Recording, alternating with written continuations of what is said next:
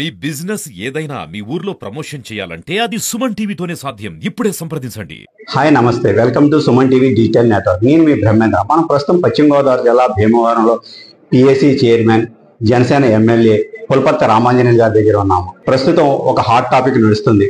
పశ్చిమ గోదావరి జిల్లాకి హెడ్ క్వార్టర్గా ఉన్న భీమవరం ఇక్కడనే ఉంటుందా లేదా తరలి ఉండికి వెళుతుందా అన్న ఒక మీమాంసలో ప్రజలందరూ కూడా ఒక ఆందోళన వాతావరణం ఉంది. అలాగే రాజకీయ నాయకులు కూడా ఒక 2-3 డేస్ నుంచి కూడా వాళ్ళు ప్రెస్ మీట్లు పెట్టి ఇది ఇక్కడ ఉంటుందా లేదా, అసలు ఏంటి, అంతా మౌనంగా ఉంటున్నారు ఏంటి, దీనికి ఎవరు కూడా ప్రత్యక్షంగా వాళ్ళు పోరాటాలు చేయడం ఏంటి అని కూడా అంటున్నారు. ఇప్పుడు మనతో ప్రస్తుతం ఉన్న ఎమ్మెల్యే గారిని అడిగితే, సార్ నమస్తే, ముందుగా వినాయక చవితి శుభాకాంక్షలు మా సుమన్ టీవీ తరఫున.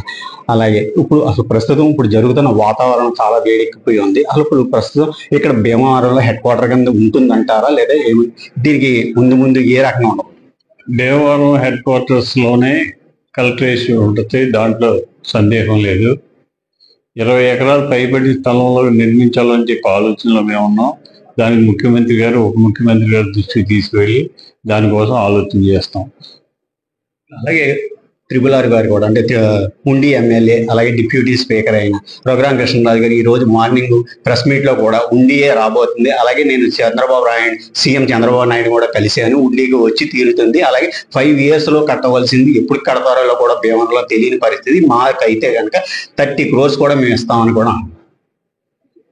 అది రఘురామ కృష్ణరాజు గారు ఆలోచన బట్టి ఉంటుంది.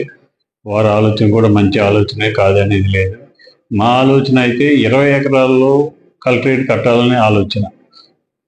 ఇది ఇలాగ కొంత సైలెంట్ గా ఉండటంతో, అలాగే నర్సాపురంలో కూడా హెడ్ క్వార్టర్ మాకే రావాలని కూడా వాళ్ళ నుంచి కూడా ర్యాలీలు ఇవన్నీ కూడా 2 days నుంచి జరుగుతుంది. హెడ్ క్వార్టర్స్ నర్సాపురం వెళ్ళడానికి ఆల్రెడీ జిల్లా హెడ్ క్వార్టర్స్ భీమవరం అనౌన్స్ చేయటం, కలెక్టరేట్ రావటం, అన్ని ఆఫీసులకు రావడం జరిగింది.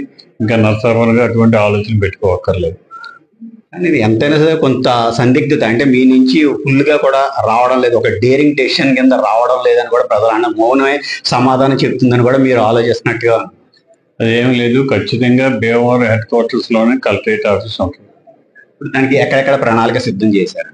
4 రోడ్లు ఉన్నాయి. 4 రోడ్లో ఏ రోడ్డు అవకాశం ఉంటే ఆ రోడ్లు నిర్మించడానికి సిద్ధంగా ఉంది. అలాగే మీరు అప్పుడే వచ్చి 1.5 year కూడా అవుతుంది, మనకి అప్రోచ్ రోడ్లు 3 కూడా అలాగే ఆగిపోయి, ముంతలు కట్టారు కానీ దశాబ్దాల నుంచి దానికి లేదు. అలాగే కూడా డంపింగ్ యార్డ్ సమస్య కూడా అలాగే ఉంది. ఆ నిధుల గురించి ముఖ్యమంత్రి గారి దృష్టి దగ్గరికి వెళ్ళడం జరిగింది. త్వరలోనే నిధులు ఇస్తారు.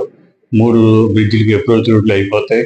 డంపింగ్ యార్డ్కి పవన్ కళ్యాణ్ తీసుకొచ్చి డిస్కస్ చేసి దాని మీద కూడా ఆలోచన చేస్తాం.